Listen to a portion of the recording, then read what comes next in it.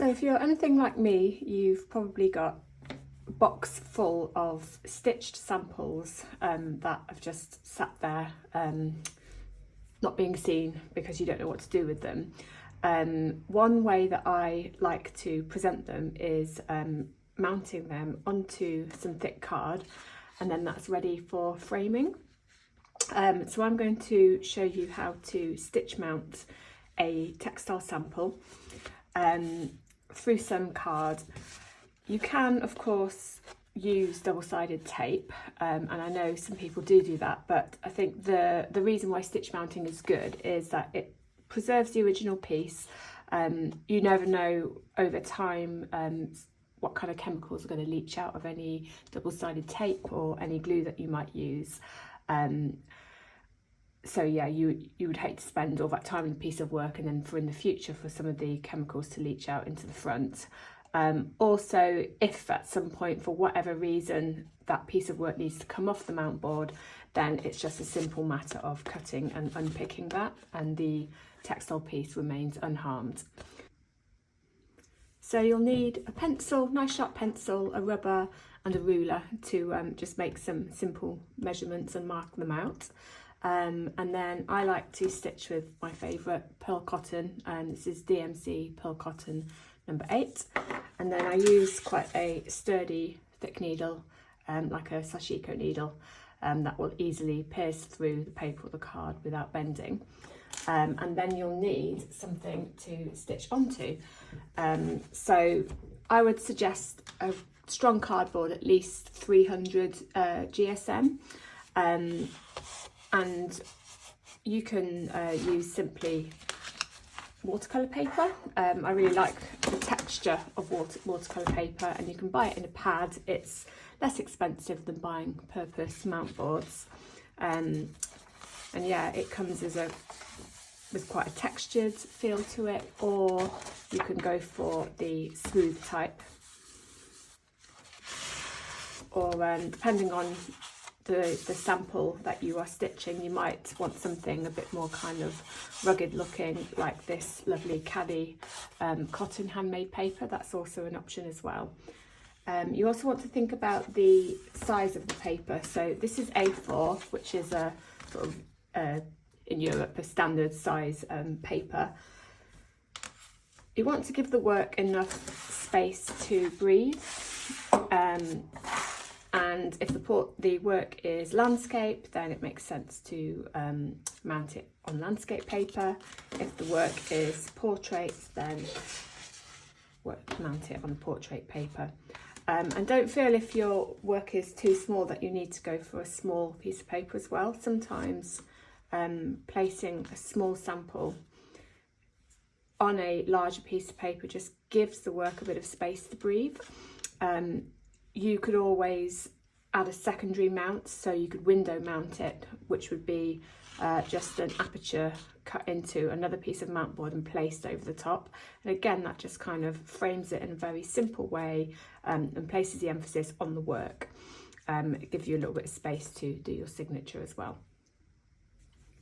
So I'm going to mount this small piece of work onto this A4 piece of paper. This one I've already bound, so I don't have to worry too much about sewing through the work. I can just sew into the backing.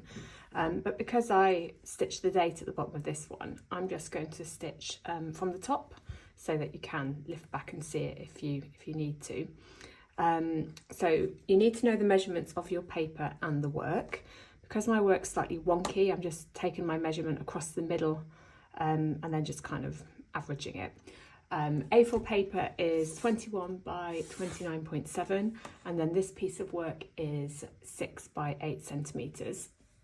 What you need to do is take away the width of your work from the width of the paper, so that's 21 take away 6, which is 15, and then divide that by 2, and that gives you the distance that should be left either side of this work. So for me, that's 7.5 centimetres, and then with the length, it's 10.85. So I've just stuck a little bit of low tack tape just to help me secure that down while I'm making the holes.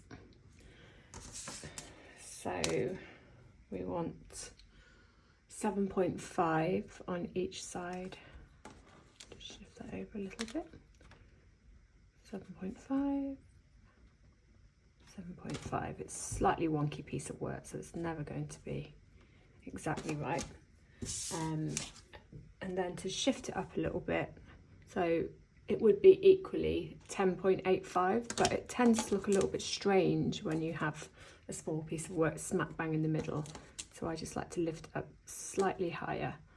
I was always taught to leave a bit of space at the bottom when mounting work. Shift it over now.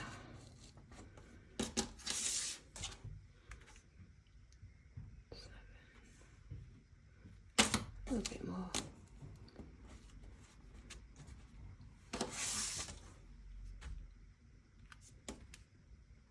There we go, that's about right.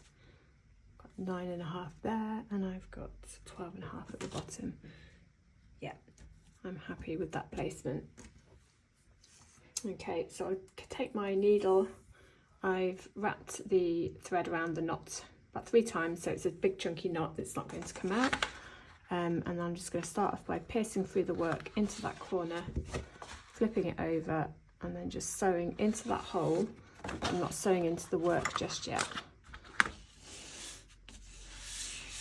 And I'm just going to carefully peel up and then do a small stitch in the back of the backing.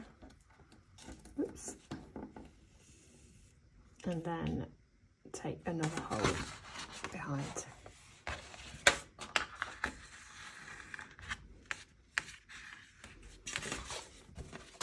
And then this is a small piece of work, so I only just really need to do the corners.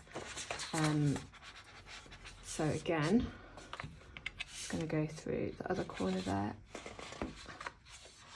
go back and just reach that thread across.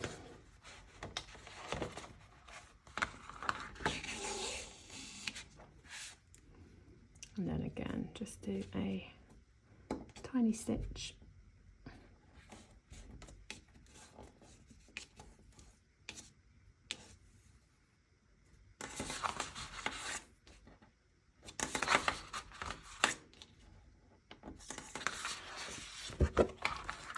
And then take that through to the back. So for this piece of work, that's enough, because it's quite thick and padded. That's not going to peel away from the paper. So to just finish that off at the back,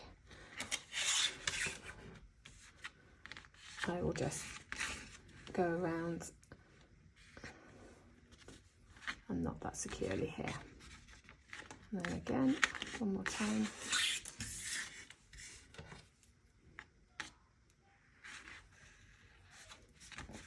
Oops. Of course the thread tries to knot now. Of course that happens. Oh dear. There we go.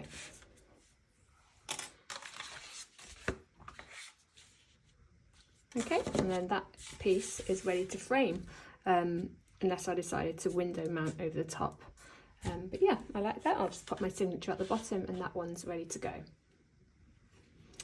then this is the other piece that I mounted. So this one, in places, it's just one layer of fabric. In other places, it's folded over. So I don't know if you can see, I've taken the thread into the actual stitching. So I've got these fine sashiko stitches. So instead of sewing into the fabric, I've sewn into the back of the stitches. I think I stitched into fabric a couple of times here, but it's not very visible because the thread is matching the back. And then under this bit, you can see there's the stitch under that fold there. So it's a little bit haphazard from the back. If you're bothered, you can always tape it down with some beige coloured masking tape, just for that extra professional touch. But it's going in a frame anyway, so you wouldn't really notice it. Yeah, so there you go, 2 stitch mounted pieces ready to be framed. I hope that tutorial's helpful.